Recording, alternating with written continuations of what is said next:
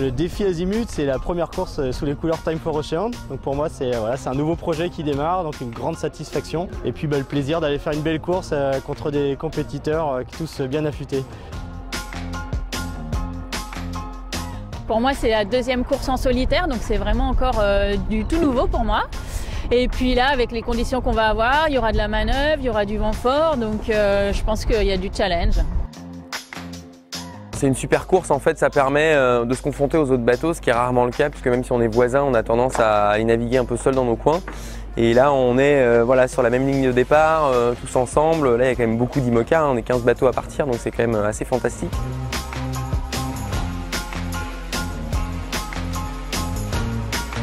C'est la rentrée, donc on a encore un peu de temps avant le gros examen qui est la route du Rhum pour apprendre à se servir de son outil. Donc c'est ce time-là qu'on s'est fixé avec Charal et le Defi Azumiut tombe à point nommé pour le respecter.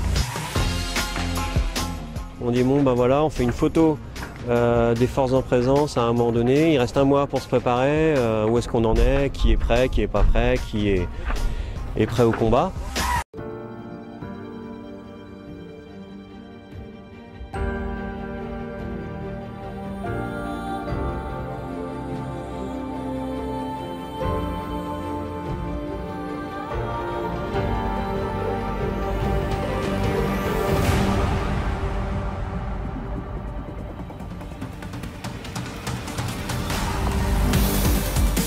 The sailors and the organisers were expecting a lot from the 8th edition of the Azumiut Challenge, and they were not disappointed. Sporting levels raged, magnificent technological confrontation, tonic weather conditions, suspense, show, conviviality, sharing, all the ingredients were gathered for a successful event, and it played out well. The sailors in the class were in need of muscular help. In previous IMOCA races, they'd been played out in light conditions. Finally, they had the breeze. A boat was particularly awarded the superb Charal of Jeremy Boyou. The first IMOCA of the new generation. The boat made the show and aroused curiosity. The images, beautiful, speak for themselves. This IMOCA has impressive potential and the base is extraordinary. The boat had to give up the 24-hour race because of electronic worries. But that's not surprising considering such a complex machine. It takes time to bed these boats in. Vincent Riou of PRB crossed the finishing line of the 247-mile race along the coast of France for the 8th Azumiut Challenge. His race time was 18 hours, 39 minutes and 25 seconds.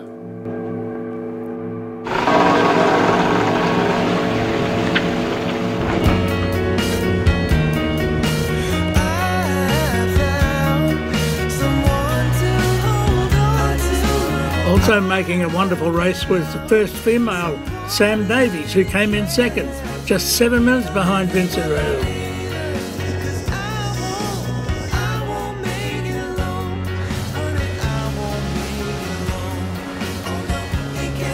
Annalise completed the podium 100% foilers, cutting the line only 11 minutes after Riou.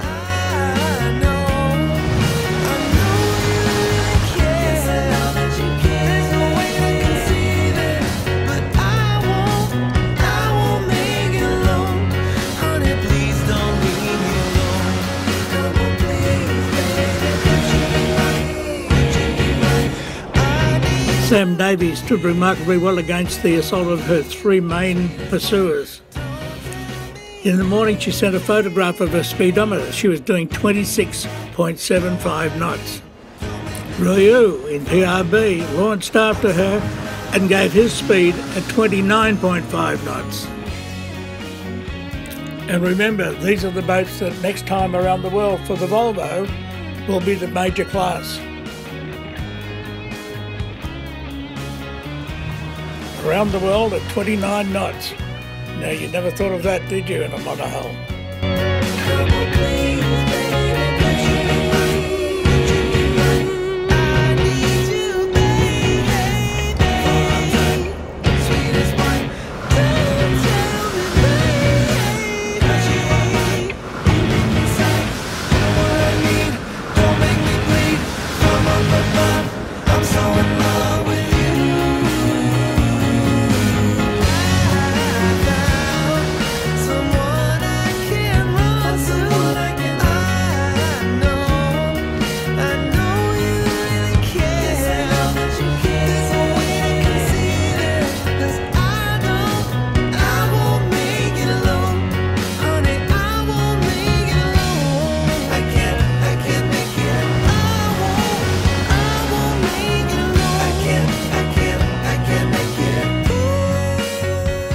suis super contente. C'est une opération qu'on peut qualifier de gagnant-gagnant.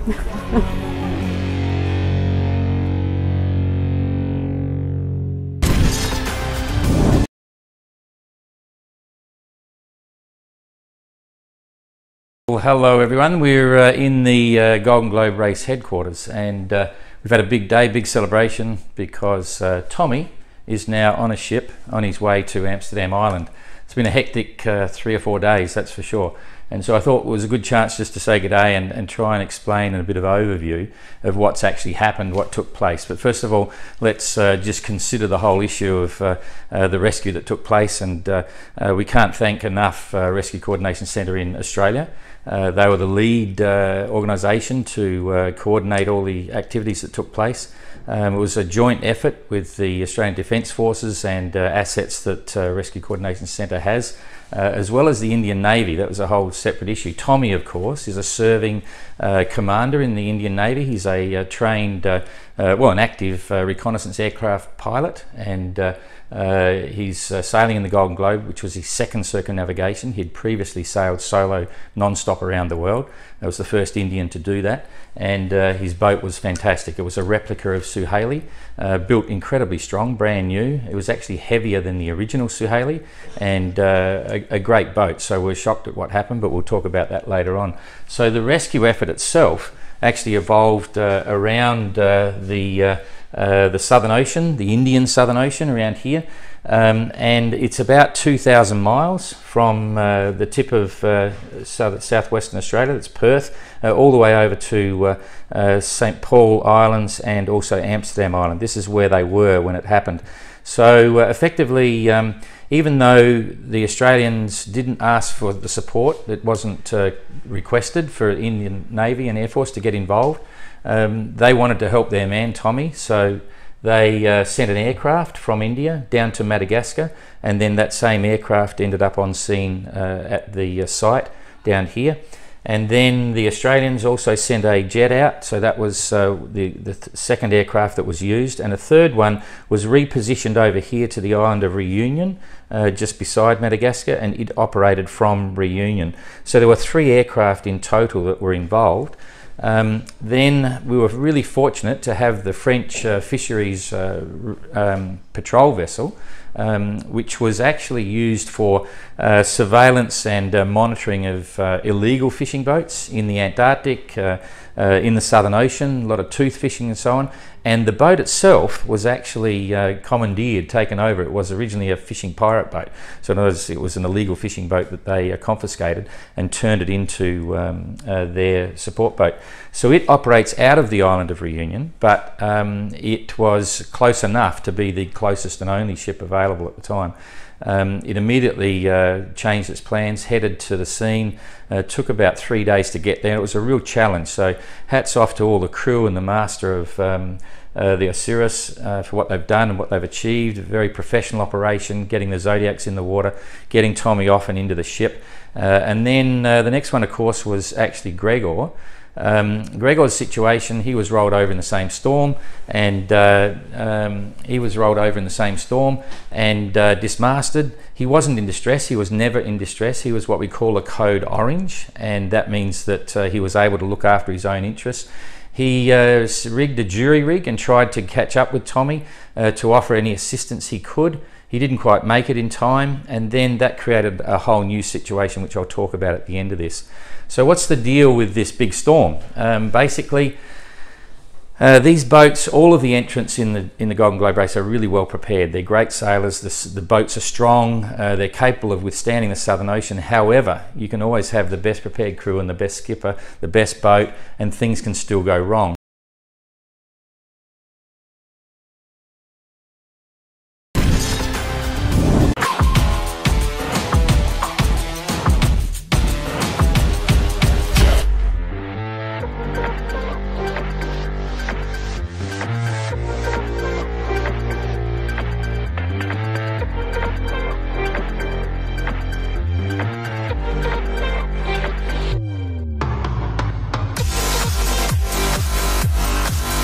The final day of the 2018 season, the last day here in Valencia, and everything is poised on a knife edge. We up there with Prada, Platoon and Azur are very close, so just go out there and try to do the best result on that race. The battle for the final regatta title of the season is also similarly close, with Luna Rossa leading Quantum Racing by a point and Platoon just 1 point behind. Everything to play for. Light wins. What a finale. Well, the fleet went afloat, full of anticipation. Unfortunately, there was not enough breeze to go racing. That means Quantum Racing are the 2018 champions.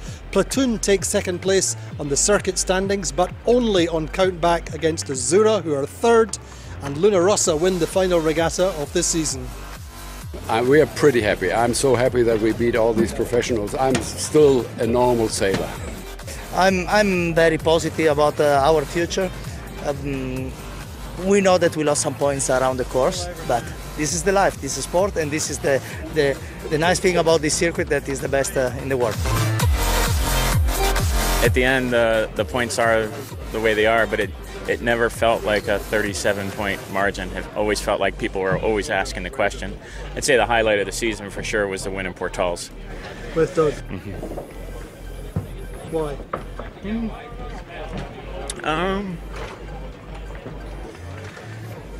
Because he's, one sec.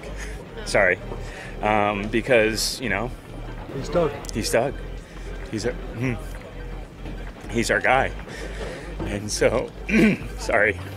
So, understanding what's gone on in his life in the last month with the passing of his father, can't help but think that he's here with us. So. Sorry. So the final standings for the Valencia Sailing Week: a Luna Rossa win on 31 points, second Quantum Racing 32 points, and third Platoon on 33 points. So the final standings for 2018: Quantum Racing win on 160 points, second are Platoon on 197 points, Azura also on 197 points, take third on countback. Well, that's it from Valencia. That's it for 2018. Thank you so much for joining us over the course of the season. Join us in 2019 in Menorca.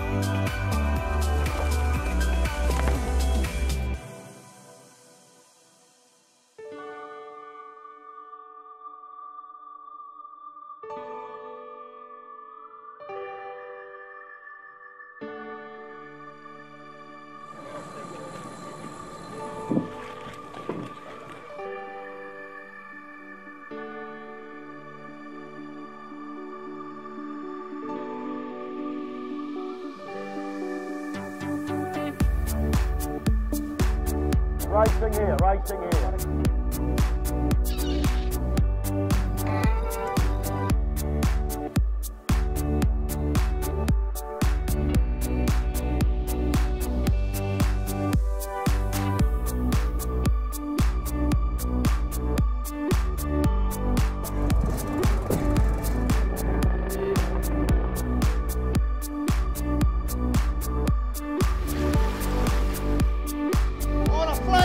We're going very slow.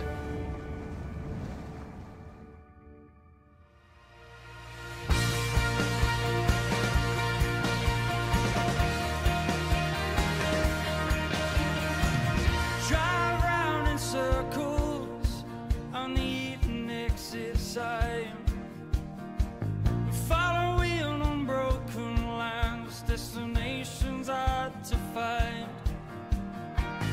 I see a future, you are beyond those eyes. A subtle whisper, I wanna keep alive. Break it away, let it till we embrace. Break it away, 'cause we all come from the same day.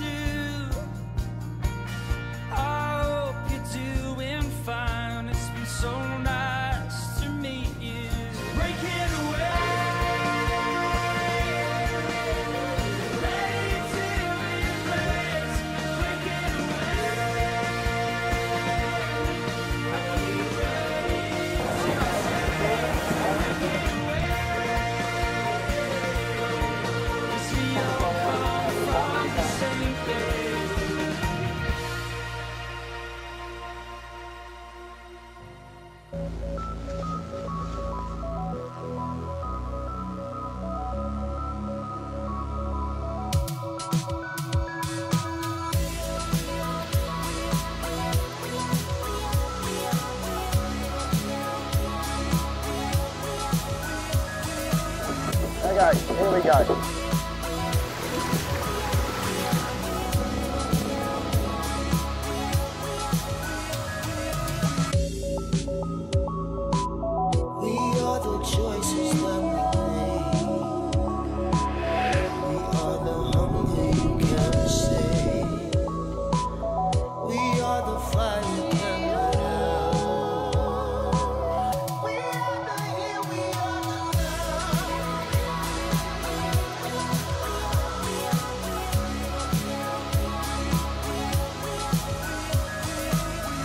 Expression now.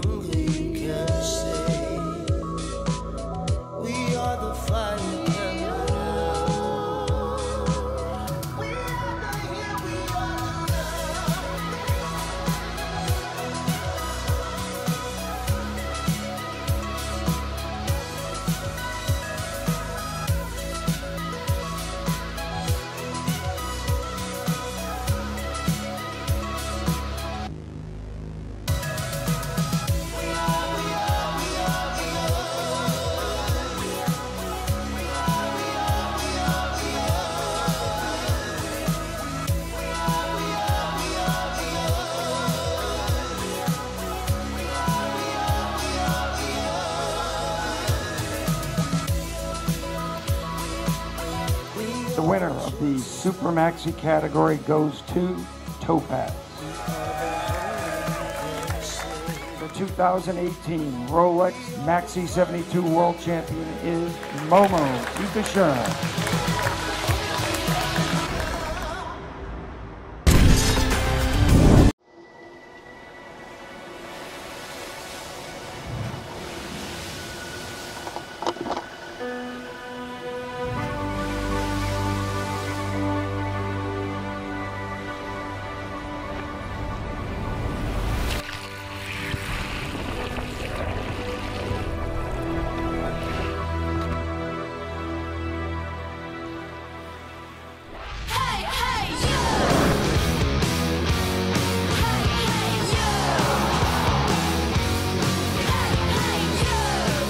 months of relentless racing, 12 cities. This is the test of sailors, adventurers and racers. We know what we want, we know where we are, we know what we want to do. Our drifter boy, he weighs 20 kilos and we're about to deploy him into the Southern Ocean. He's basically going to become a satellite for the ocean.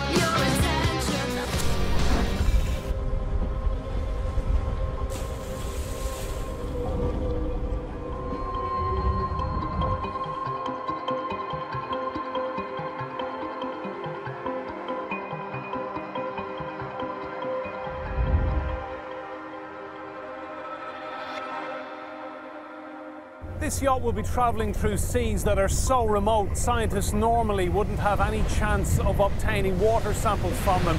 We've pioneered the data collection and instrumentation on board racing yachts that have never been done before. We've been able to gather microplastic data concentration into a global map to understand better where is the pollution.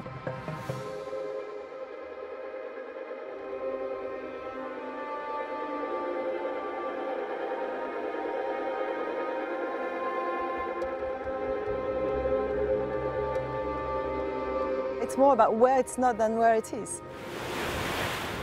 There's just an unbelievable amount of marine debris. Seeing all kinds of stuff, plastic bags and nets and different sorts of bottles, and it's really sad to see.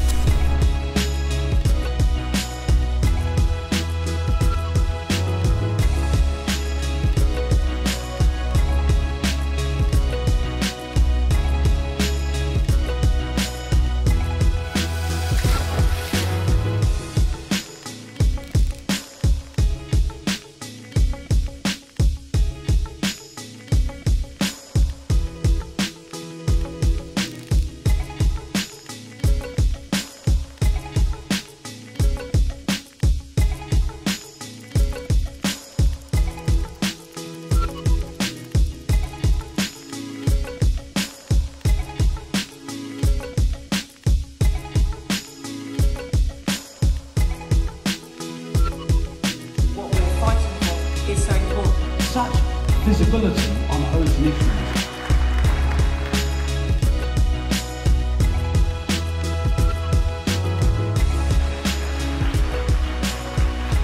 The Volvo Ocean Race. 8-month-long race around the world. Trying to raise awareness of the damage done to our oceans through plastic waste. A global sporting event like this is in a unique position to offer first-hand evidence of the impact plastic pollution is having on the health of our ocean.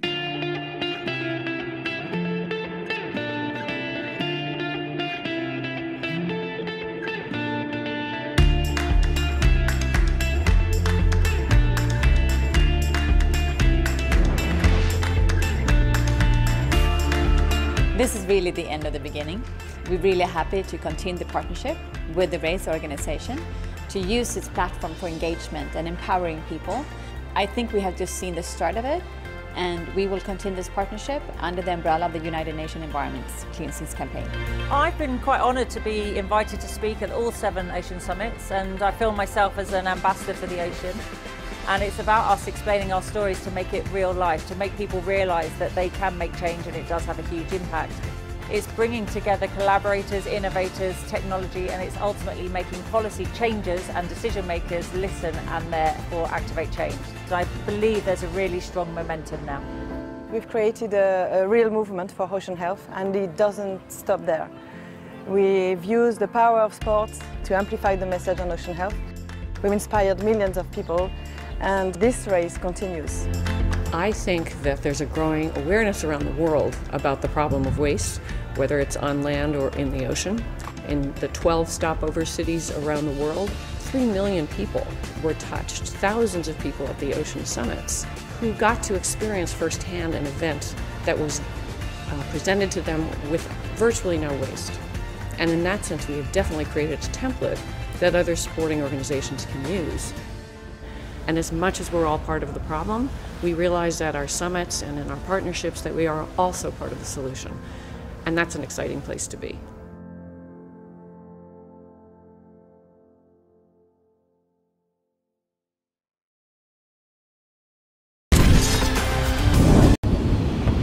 God. Now coming down. Hey Marcus, it'll be AP up, furl, jibe the boat, drop. It'll be a tack drop for the AP, okay?